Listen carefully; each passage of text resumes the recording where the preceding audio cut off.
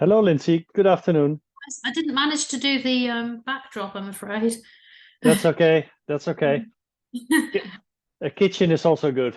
Yeah, it's nice and light as well. Yeah, that's good. Well, let's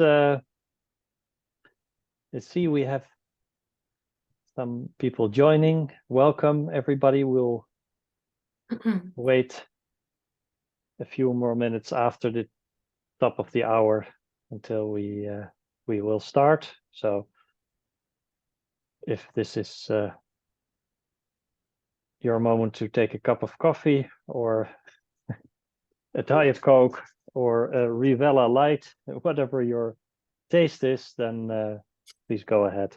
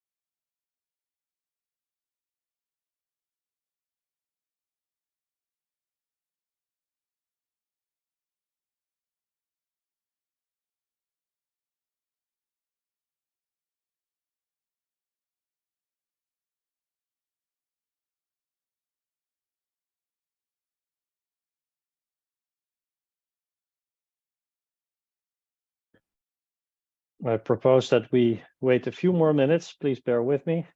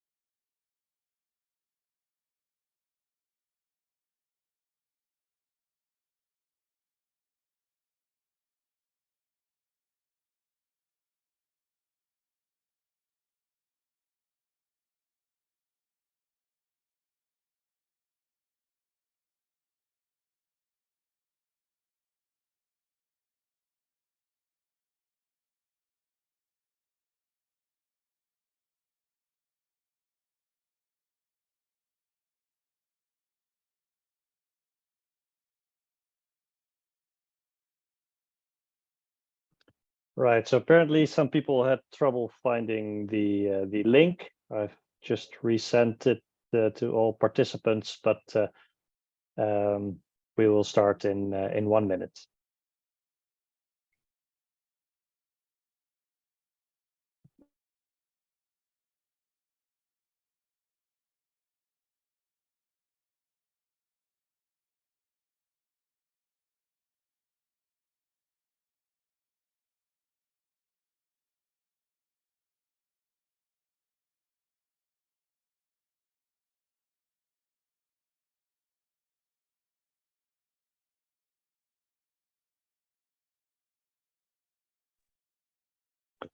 Right, ladies and gentlemen, my apologies for the delay, but we are starting right now, and I would like to welcome you to the session, Commercial Compliance, Accelerating Change and Measuring Progress. This session has two speakers, Lindsay Wright of the Better Buying Institute and myself, Secretary General of the International Apparel Federation, IAF. And IAF is the global federation, a federation having industry associations as its core members, industry associations that represent, many of them represent manufacturers of garments. So Lindsay and I are both part of the Sustainable Terms of Trade Initiative, STTI. And before I pass the word to Lindsay, who will explain how Better Buying measures commercial compliance, how it assesses purchasing practices, I will briefly explain what STTI is. And some of you know a little bit more about it than others, but I would like to take some time to give you the right context and to explain a little bit more about STTI, what it is, what it does, and how we define this concept of commercial compliance that Lindsay will talk about in her presentation.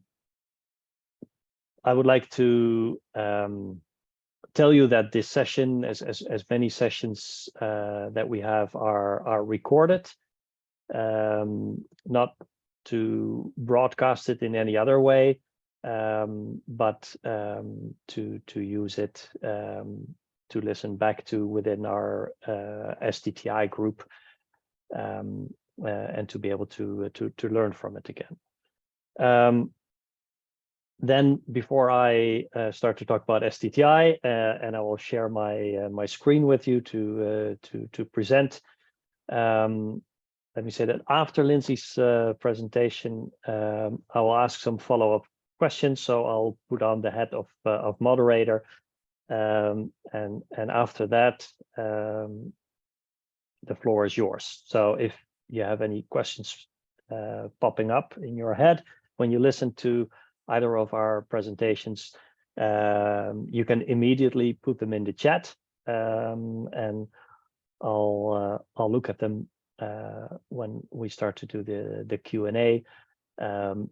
But you can also raise your hand, or you can unmute yourself, and then ask the question as we are in the Q&A session towards the end of this webinar.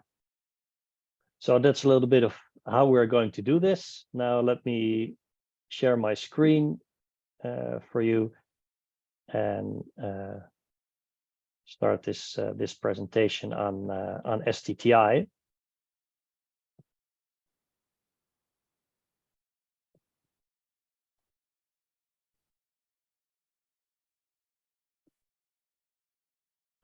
And I need, of course, to understand from one of you if you can indeed see the presentation and if it moves when I touch the button. So thanks for that. So you can see again, commercial compliance, accelerating change, measuring progress. So what is STTI? It's a unique global manufacturer-driven, I think that's the key word, manufacturer-driven initiative focused on creating fairer purchasing practices in the textile and garment industry. It brings together 13 apparel industry associations from 10 countries, and they jointly represent about 3/4 of global apparel production. And here you can see which associations are the ones that have joined STTI. So from left to right, we have API, the Indonesian association, VITAS from Vietnam, Syntec from China, GMAC from Cambodia, MGMA from Myanmar, BGMEA and BKMEA from Bangladesh, APC from India, PHMEA, PTAA, and TMA from Pakistan, AMIT on the second row from Morocco, and TGSD or TCMA in English from Turkey. So you can see these really are, this really is the majority of the main garment production countries in the world. This STTI project has a sort of a secretariat. I said it's manufacturer driven, so all decisions are taken by this group of associations together. And the secretariat is manned by Lindsay here from Better Buying, from myself, and myself, very importantly, Lisa Ramershoven and Mark Beckman from GIZ Fabric, and it is GIZ, the German development agency, who has, through its support, made this project possible. Miran Ali, representing manufacturers in our project management team, is also the spokesperson, and Miran is the vice president of BGMEA, owner of Bitopi industry, and as I said, spokesperson of STTI. So, as I promised, what is commercial compliance? And before I explain that, I first have to go back to the fact that last year in September, STTI, following intensive consultations with all of these associations and their members, many manufacturers were involved in this process, STTI published a white paper. And in this white paper, this concept of commercial compliance was launched, but it was also given substance. It was given substance by, as we'll see later, describing the purchasing practices that manufacturers don't want to see in their daily practice, and the ones that they do want to see. So commercial compliance is defined as a common understanding of purchasing practices that do not cause obvious and avoidable harm to manufacturers. And very importantly, and I think one of the core points of the reason that we're talking so intensively about purchasing practices also in this OECD forum, which do not block the manufacturer's ability to meet objectives for sustainable business. So there's obviously a very strong link between purchasing practices that manufacturers face and the ability that they have to actually improve production in environmental and in social terms. So commercial compliance says what purchasing practices would apparel manufacturers wish to see in their business operations, and which purchasing practices would they wish were not so common in their operations. Therefore, STTI's objective is to deliver a major contribution towards purchasing practices that, as I said, allow textile and garment manufacturers to run a socially, economically, environmentally sustainable operation. We are now running towards the end of phase 2 of this project, and we're ready to build and start a phase 3. And this work of STTI is split in a number of themes, and these are all interlinked. So the work in one enforces or supports, I should say, the work in the other, and we could see these as pillars and taking away one of those pillars makes the system less steady and less productive. So to go over briefly what these themes contain and what we are actually doing, following the publication of the white paper, and all aimed at increasing commercial compliance in the industry, improving purchasing practices. Let's start on the upper left corner, supplier solutions. So we have been working together with GIZ and different organizations on practical solutions that can help, that can actually form part of the infrastructure to create better purchasing practices. One is dispute resolution, the ability for manufacturers to complain in a safe environment about breaches of commercial compliance, and that can help solve disputes. It doesn't really exist on a broad scale in the garment industry, so we have been looking at how to build this. Together with ACT, we're going to do a pilot on a complaint mechanism. Something very different, but also very important, is model contract clauses. We're working on that with Rutgers University. They will also talk about this in one of the side sessions of the OECD. And of course, all of this needs to be translated back to the associations, back to the individual countries. On the upper right corner, there's a very important component, which is like the external outreach, which is where the manufacturers connect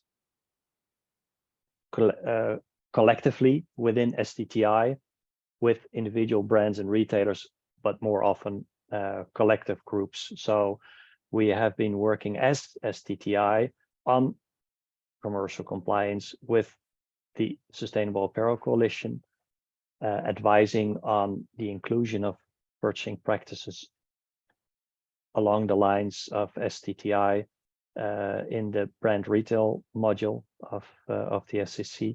We have been collaborating very closely with the Common Framework for Responsible Purchasing Practices, a group of MSIs that has constructed a number of principles for responsible purchasing practices, and there is quite a lot of overlap between STTI and Common Framework, leading for a continuous collaboration on this topic.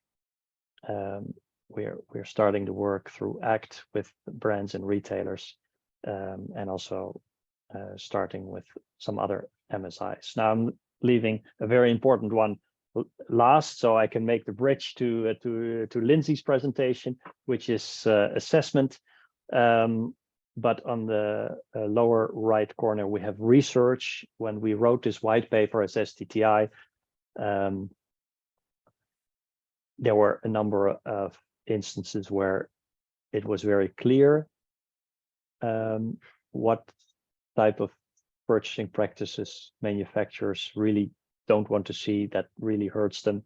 But in other instances, either it was clear that something was not quite right, but it needed more research to find out what the exact problem was, or in our discussions it became clear that there's quite a lot of room for innovation, actually. And just think about, to give you a practical example, in some parts of the industry, the disappearance of letters of credit for many reasons, but this hasn't really been replaced by something that's useful to all parties, and perhaps on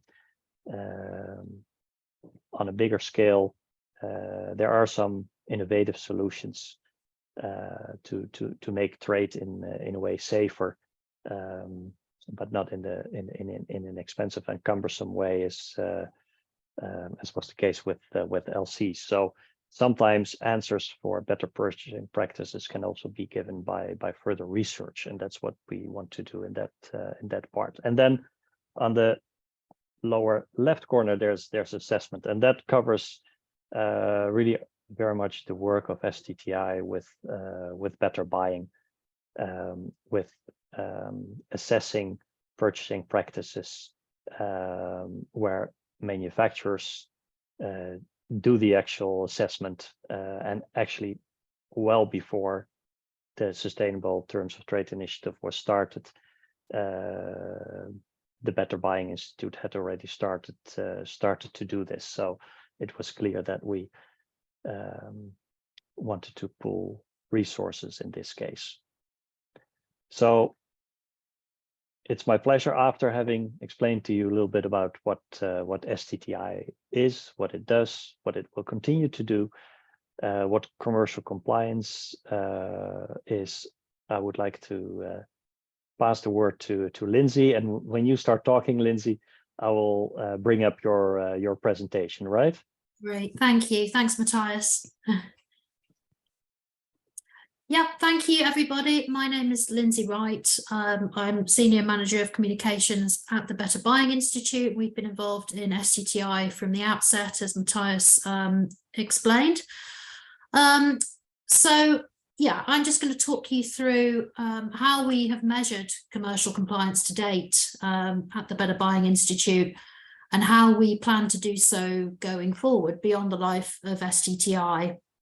So the questions that I'm going to look at over the next few minutes, talking about how we measure progress on purchasing practices and commercial compliance, how we will measure going forward.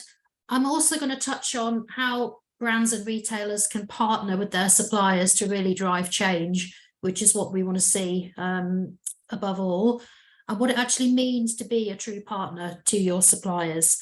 And then I'll also talk quickly about how collecting supplier data on purchasing practices can help brands and retailers get ahead of the game in terms of the mandatory due diligence legislation that's increasingly coming on stream. The first of which we saw, the German legislation, which came into force on the 1st of January. Okay, next slide. Thank you. So this slide here, I'd like to start off by talking about a report that we published in January, just over a month ago, which looked at the connection between purchasing practices and factory level non-compliances. Some of you may have already seen that report. If not, it's available on our website right now. So since the term purchasing practices was first introduced around 20 years ago now, research has demonstrated time and again that there are numerous social and environmental and financial impacts on suppliers of purchasing practices. So if we look back to the mid-2000s, companies that were leading the way in examining the relationship between purchasing practices and non-compliance were finding that 50 to 76% of the problems that they were trying to correct in their supply chains and in their factories could be traced back to their own actions. So there's been increasing attention given to building the capacity of factories to support workers' rights, as we all know, but it was clear that the suppliers couldn't be blamed for all of the problems in supply chains that were being seen, and the solutions to those problems couldn't rely solely on suppliers and manufacturers.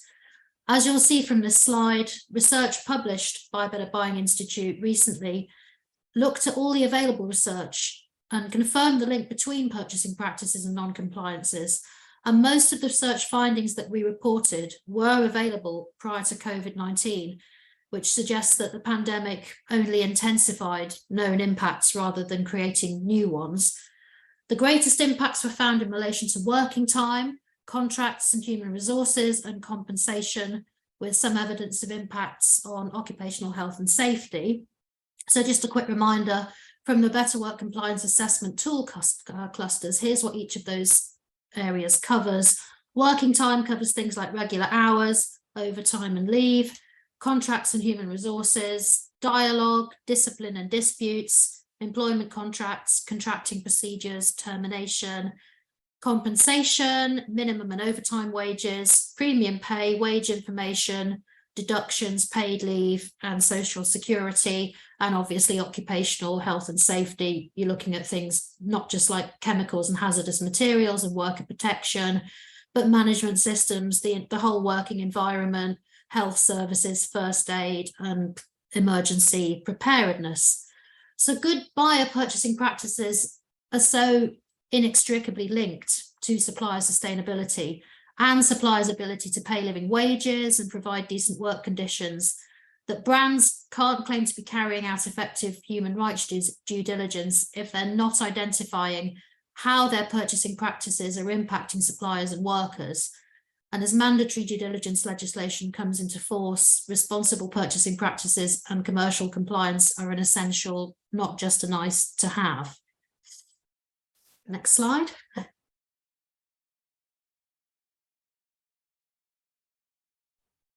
Oh, I'm experiencing having technical issues. Having a small glitch. Let me see. The button doesn't work. I'm just gonna stop sharing and then share again, and that it should work.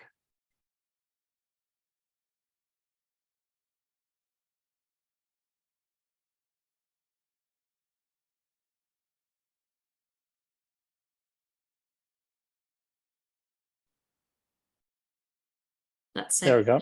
Thanks, Matthias. So I'll explain the significance of this global map in a minute, but first a little bit about what better buying does and why it's so important to collect supplier data globally. We collect anonymous independent data from suppliers around the world on the purchasing practices of their brand and retailer customers. And by purchasing practices, we mean the day-to-day decisions and actions that brands and retailers are taking to bring their products to market. We collect data on 7 key purchasing practices, which are planning and forecasting, design and development, cost and cost negotiation, sourcing and order placement, payment and terms, management of the purchasing practices, and win-win partnerships. And we protect supplier anonymity so that those suppliers can confidently and honestly share the true facts about what's going on in their business relationships. And our intention is to broaden and deepen knowledge in individual companies and the industry at large about the pressures that brands are placing on suppliers, and to highlight and demonstrate the many benefits of improving purchasing practices.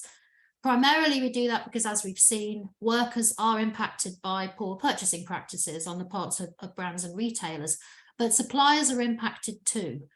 And if their customers are not working to improve their purchasing practices, then those suppliers will be much less able to provide decent work, good wages, and to comply with buyers' codes of conduct. And after 6 consecutive better buying rating cycles, we've developed rigorous surveys and processes that are delivering reliable data with actionable insights that brands can use to drive improvements. And this global map, which is based on data from a Better Buying Purchasing Practices Index a few years back in 2019, highlights how suppliers in different regions of the world often experience differing pressures that are exacerbated by their competitive advantages. And for this index, we looked at all the practices that we measure to determine an overall picture for different countries and regions. And we found that each had different challenges. And because of this, we have to hear from suppliers globally so we can pinpoint where there are higher risks of non-compliance and how suppliers are being affected. And that's why Better Buying's deep network of global suppliers, combined with STTI's broad membership, which includes a number of industry organizations representing a large number of countries, is so important if we're going to get to a full and representative picture of suppliers' experiences. Next slide. So how are we measuring progress? How are we already, as Better Buying, helping companies and the industry identify risks to suppliers and workers and whether brands and retailers are improving on purchasing practices? Better Buying has regular data collections that enable us to understand what's going on with suppliers and where the key issues are. Oh, I think we've skipped one there. Yeah. Our flagship survey is the Better Buying Purchasing Practices Index. This contains about 50 questions that asks suppliers for objective business data about the way their buyer works with them. We're launching our 7th data collection in April for this particular survey. And we produce a report every year looking at how the industry is performing with an aggregated score for the industry as a whole. And our subscriber brands and retailers receive detailed company reports on their purchasing practices, plus overall and category scores, so they can compare themselves against the benchmark. So this year, we're seeing the same pressures that we saw last year at aggregate level, and things are bad, but they're not getting much worse.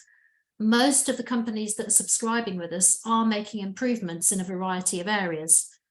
We're seeing a number of things, continued costing pressures on suppliers being a significant one.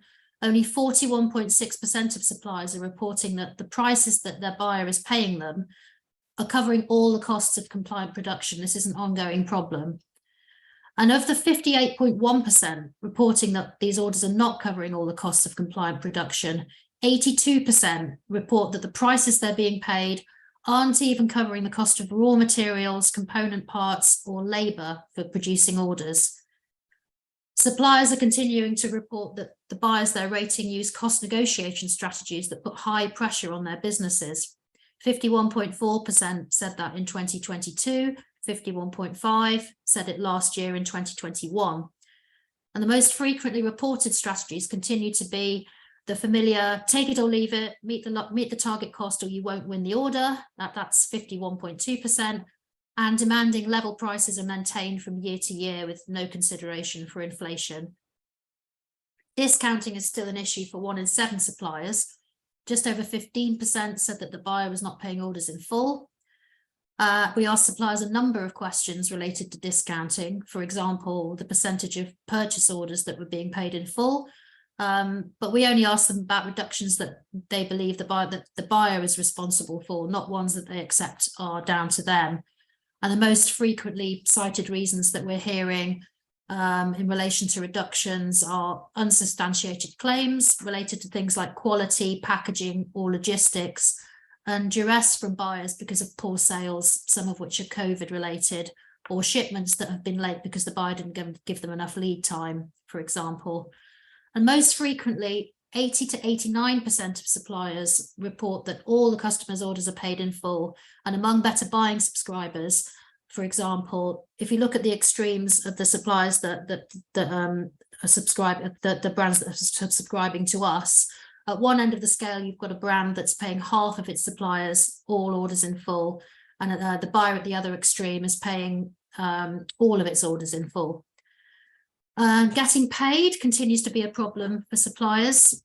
Just 68.9% reported that all of their customers' orders were being paid on time. And when they weren't paid on time, the average delay was 33.5 days. And payment terms are being lengthened for many suppliers during COVID. And we're continuing to hear that the original terms have not yet been restored. Next slide.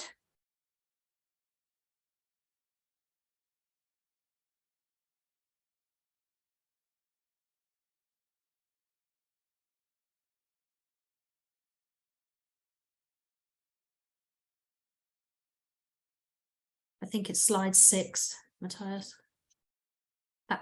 Yeah, no, the next, that's it. So we have another way of measuring.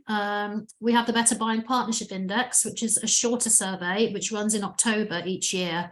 And that enables brands and retailers to get a snapshot of the quality of their supplier partnerships and check in between purchasing practices index rating cycles so that they can ensure their improvement efforts are on track. The partnership index can be used through multiple supply chains as well and tiers. It's closely aligned with our 5 principles of responsible purchasing, which I'll talk about in the next slide. And it's designed to measure the extent to which brands and retailers are meeting those principles. And supplier ratings are classified on whether their buyer is acting as a true partner, a collaborator, or a detractor. And we do that on a 5-point scale, which ranges from never to all of the time. And the bar is very high. In order to be rated as a true partner, a buyer has to meet the requirement all of the time. So the more the buyer satisfies a measure all of the time, the better their overall Better Buying Partnership Index score will be. And if we look at the results from our latest BBPI, which was published last week, the overall industry score in relation to partnership quality has gone up by just 1 point. It was 39 last year, and this year it's 40. We saw declines in things like the stability of business and the visibility that buyers are providing. But we also saw some improvements in relation to things like duplicative audit requests and whether financials are fair, and buyers working to improve working conditions. And again, Better Buying subscribers who participated in the BBPI last year and did so again this year improved their scores by an average of 3 points, which underpins how effective the BBPI is for measuring partnership quality and identifying areas of improvement and tracking performance over time. Next slide. Thank you.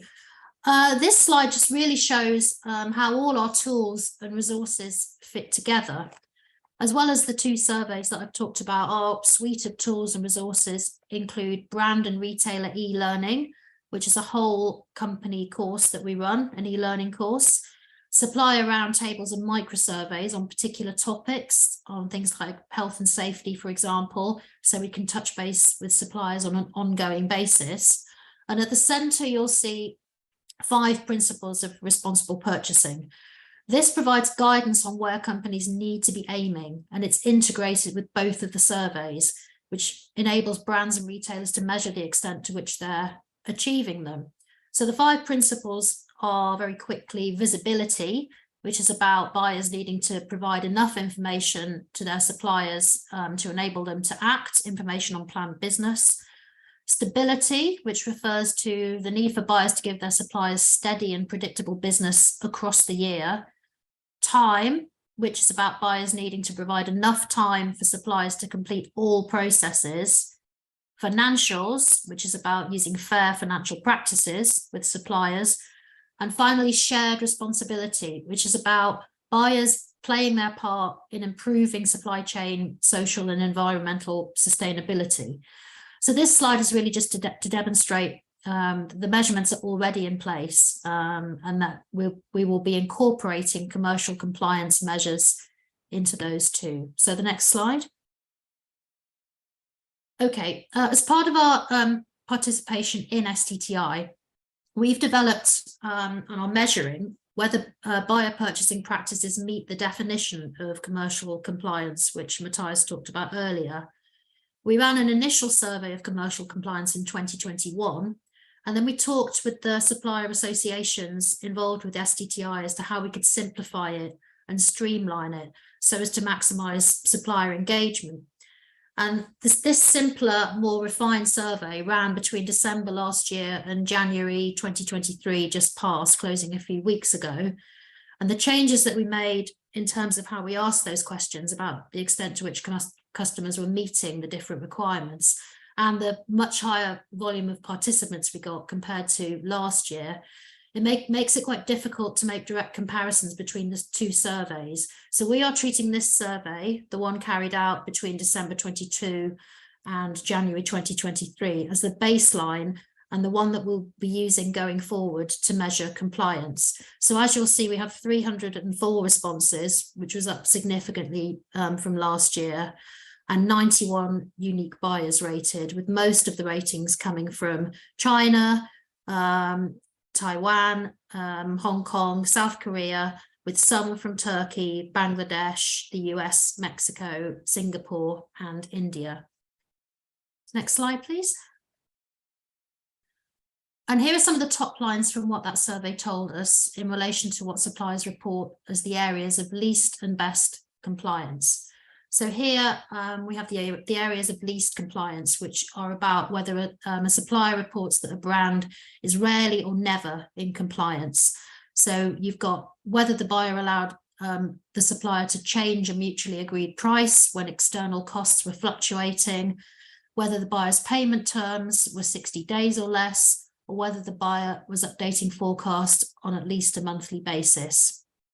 Next slide. And these are the areas of best compliance where the supplier reported that the brand was in compliance all of the time or often. So if we look at the list, there's whether the buyer paid the full price as agreed in the purchase order. So you've got 96% of suppliers reporting that this was happening all of the time or often.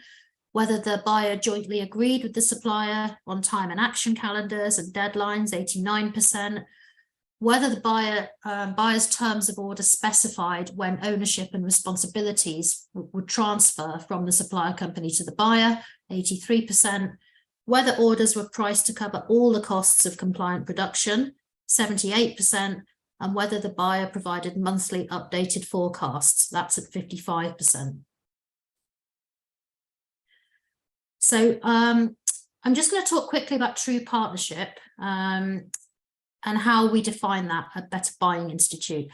The Better Buying Partnership Institute defines true partnership and provides the supplier perspective on the quality of buyer-supplier relationships and the extent to which buyers are adhering to those 5 principles. But the idea of true partnership with suppliers cuts across everything that Better Buying does and measures.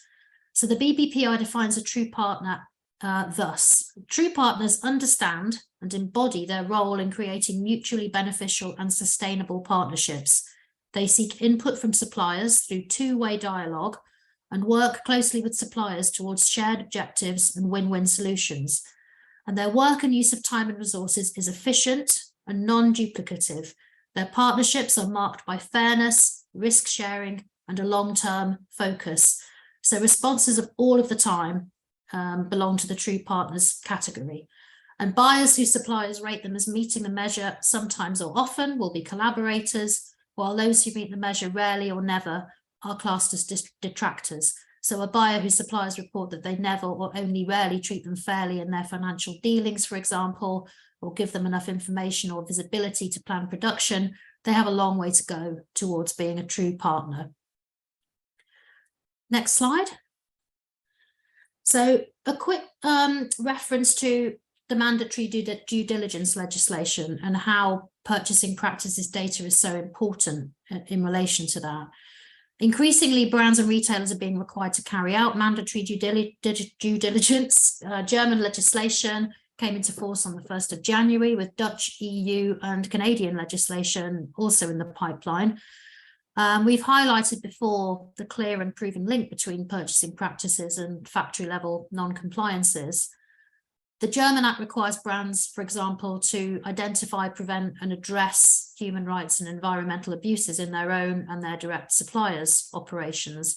And those brands that are not looking at the contributions that they are making by collecting supplier data on purchasing practices won't be carrying out the due diligence they need to identify supply chain risks. Unfortunately, Better Buying surveys are designed to enable brands to identify, manage and address risks in partnership with their suppliers, because we collect data on exactly the kinds of practices that are most likely to lead to abuses and non-compliances. And those already collecting that supplier data on their purchasing practices and partnering with their suppliers to drive improvements, they will be ahead of the game in terms of compliance to HRDD and the reduction of risks in their supply chain. And our surveys enable due diligence and compliance in multiple tiers of the supply chain too. We collect data on exactly the practices we know drive non-compliances if practice is poor, and that enables brands to provide evidence to demonstrate that compliance. Last slide. Unfortunately, just on the last slide, but that's okay. I can talk about it anyway if we have a slide visible. We'll manage. We'll manage. There we are. That's it, right? Yeah, so this is just a quick one to talk about how we're going to be measuring progress going forward. Firstly, we're going to be incorporating the commercial compliance tracker into Better Buying's existing surveys. So that will provide an annual score on commercial compliance so as to streamline data collection and avoid survey duplication, and also to develop an ongoing evidence base to make the case for action to brands and retailers, so we can monitor progress year over year and determine whether the changes buyers are making are having an impact. We'll continue to build on the momentum of STTI, capitalising on how it's brought together associations from a broad range of sourcing countries to speak with a collective voice, to keep pushing for change and impact and encourage wide supplier participation. And now this survey has been made public, brands can start measuring their commercial compliance year over year, and any brand who wants to start on that journey, they should get in touch with us after this call, and there's an email here at the end of the presentation, and you can also go onto our website for more information. So thank you very much. Thanks a lot, Lindsay. Let me stop this now, and I won't restart it. We've gone through it. Thanks a lot for a clear presentation, and what strikes me is that, you know, the work that you do is really indispensable for having an industry infrastructure that is able to improve purchasing practices, to work towards improving purchasing practices. Because what we did in STTI in this white paper is, you know, make it clear, pinpointing what purchasing practices we don't want to see, and that's all well and nice. But if you don't have the ability to assess, to measure, to see what's going on, then that's just a shot in the dark, right? Mm-hmm. So we need to be able to, at the same time, work on improvement and keep assessing if that improvement is really taking place, but at the same time also, and I think you made that very clear, and that's why it's also a very valuable instrument for brands and retailers, giving direction on, you know, priorities and where to improve first, and how these different purchasing practices are interrelated, and basically to give guidance to make improvements. So I have some questions for you, things that struck me, and going a little bit deeper in the subject matter. One is that you talk about the fact that your surveys that some orders don't even cover the costs, raw materials, labor, and actions to make improvements. I wonder how that is. How does that work in practice? What can buyers do to prevent that from happening? Because this seems to be a very basic problem. Yeah, well, I think, as you know, there's a lack of awareness, I think, still of the impact that purchasing practices are having on suppliers. That's why, I mean, Better Buying introduced whole company e-learning course last year, which brands can use to train everybody in the company about how the decisions that they're taking are impacting suppliers. And I think it's very important to have that kind of whole company approach, so that you're really beginning to embed the idea that there is an impact on suppliers, and you know, there are things that you can do to really manage that and improve. And I think, as well, as I said, the high pressure cost negotiation strategies that we're continuing to see, they're not helping with this. We've still got suppliers reporting that these are an issue. It's unchanged more or less on last year. So we've seen an increase in the BBPI this year in terms of suppliers reporting that the buyers' financials are fair, but there are still quite a lot of suppliers who aren't saying that, and have presumably feeling quite cheated a lot of the time, with customers making unilateral decisions and not thinking through what the impacts on those suppliers are, preventing them from being able to make a profit and operate sustainably. So I think a good starting point would be companies starting to think, you know, how do we embed an understanding of the impact of the decisions that are being taken in relation to purchasing practices across the company as a whole, and move beyond the obvious suspects that need the sourcing and the buying teams, for example, and the CSR teams. It goes beyond that. Yeah, definitely. Another one that came up and that struck me is the visibility part, and that's also because in several surveys that you have done, also trying to pinpoint priorities, and in the conversations that within STTI have been had, this invariably comes up as one of the major pain points. Yeah. But I guess also one of the major opportunities for all parties to make improvements and have improvements affect not just sustainability, but also just business performance. But can you go a little bit deeper? What does good visibility look like? Well, good visibility it's essentially about buyers providing enough information about their planned business so that the suppliers can act and produce those orders sustainably and still turn a profit. It's about, particularly forecasting in advance. That's a really big one. We hear that from suppliers all the time. Planning and forecasting. They reiterate that in every survey that we do. Updating forecasts at least monthly. Buyers that do perform well in terms of visibility they provide to suppliers tend to have strong two-way communications with them as well. That's something that we highlighted in the partnership index, as mentioned again and again. If suppliers are able to plan their business and in regular contact with their customers, so if something does go wrong, it can be dealt with early on in the process before it becomes a really huge issue. They can work collaboratively and react to changes in good time. These are all really, really important. So look at the 5 principles we define. We define there what good visibility looks like, and it's really quite simple. It's about planning, forecasting, and communication. I guess if you drill down, there's simple parts and more complex parts where it requires some organizational changes, but it's good to know a little bit more in depth. I have another one of those questions to you. Sharing risks. So what does that what does that exactly mean? How is that defined? Well, that's about understanding that you can't just push the responsibility for compliance onto your suppliers. It has to be shared. You have to be collecting data, understanding where the pressures are on your suppliers, trying to anticipate them.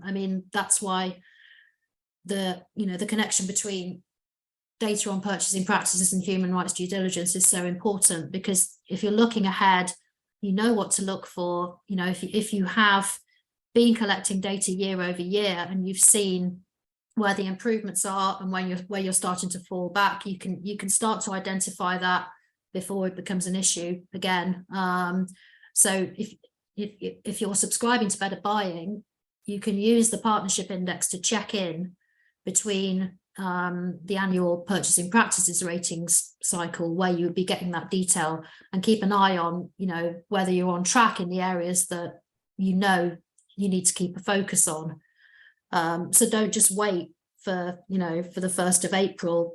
Keep talking to your suppliers throughout the year. You should know, if you're collecting that data year over year and checking in regularly, you should know where the pressure points are and be there to support. Okay, that's good advice. One more question, and then we'll look at some questions that are there in the chat and in the audience.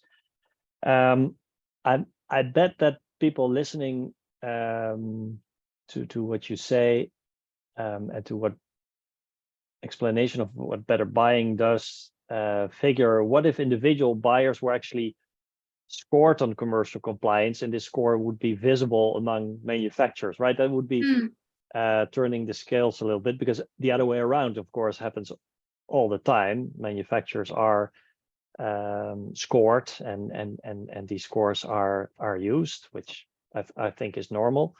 But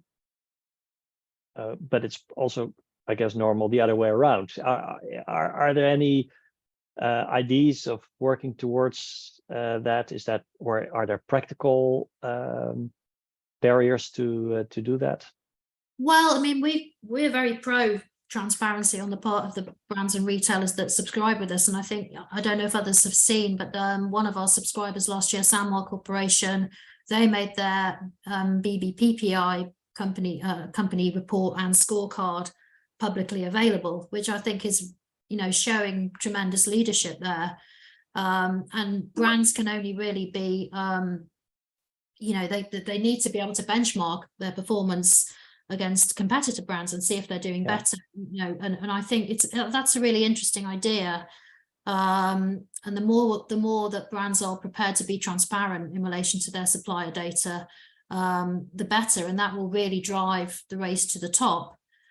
And we will be scoring brands on commercial compliance as well, as, you know, when we incorporate this into the existing better buying surveys. So the potential is there. If, you know, if we want to drive the race to the top, then I think we have to start putting our heads above the parapet. And a lot of our subscriber brands already are starting to talk about how they use better buying data and place it at the heart of their sustainability strategy. So I think there is movement in that direction, but it would be great if we could accelerate that. And, you know, maybe the momentum that we developed as part of STTI will help to drive that. Okay, yeah, that sounds really good. That's something we're going to work on. So yeah, that was it for my questions. We have 4 minutes left, and I think I have a few questions here.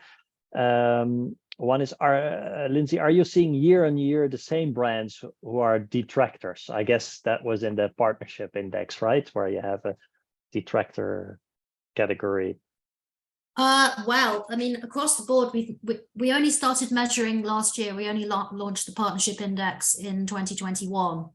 But if you look at the scorecard, the figures are not dissimilar. They're almost identical. So it's a little bit hard to say at this point, you know, whether that is the case. We probably need the survey to bed in a little bit more so that we can see the changes year over year. But certainly there's not been a huge change on last year. So it would seem that a similar percentage of brands are detractors in 2022 as were in 2021. And, you know, we need to change that if we're going to start pulling away from COVID and not going back to where we were before that. Yeah. Okay.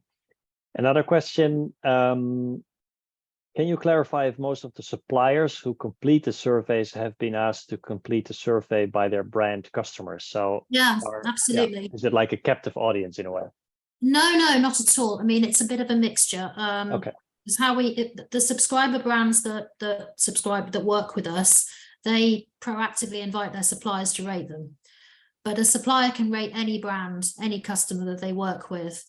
And how it works is if a brand or retailer receives more than 5 supplier ratings, then they can potentially apply for a company report. Any fewer than that, then, you know, it's very important to us that suppliers cannot be identified. So we have a minimum number of ratings, but we have a mixture. We get a lot of brands rated. If you look at the recent partnership index report, there's a whole list of brands on there that have been rated by suppliers, and there are 160 of them. So, you know, we have 30 subscribers to the BBPPI, and I think 11 brands subscribed to the partnership index this year. So there were far more brands being rated than are currently subscribing. And obviously we want to change that, because the more brands that start to collect that supplier data and actually use it to improve, then, you know, the quicker we're going to move forward. Yeah, scale definitely matters here in this on this topic. So that's clear. Thanks. Well, we're almost there. In the chat, there were some comments about the benchmark we have just been talking about, and one comment I like. I think it's important to realize that this is not a silver bullet, in the sense that, you know, even if manufacturers had perfect visibility in terms of ranking of their potential clients in commercial compliance, the power imbalance still doesn't mean that they can you know, just pick and choose their customers. It doesn't work like that in this market. No, sadly not. but that goes to say that, you know, this work on purchasing practices really relies on hitting the problem from different angles all at once, instead of only trying one avenue of solutions, I think. But anyway, the assessment part, the fact that manufacturers provide input on purchasing practices, whatever way you look at it, that's a crucial component. So thanks a lot, Lindsay, for sharing that. And everybody, if we don't get round to answering all the questions, do feel free to email any questions you have using the email address at the end of the presentation, and we'll be happy to respond. Definitely. Yeah, we're still there also tomorrow, and we might see some of you even in Paris. So looking forward to that immensely. Thank you very much. At the top of the hour, I say have a very good rest of the day, and hope to see some of you in Paris. Thanks. Thank Bye-bye. you. Thank you. Bye.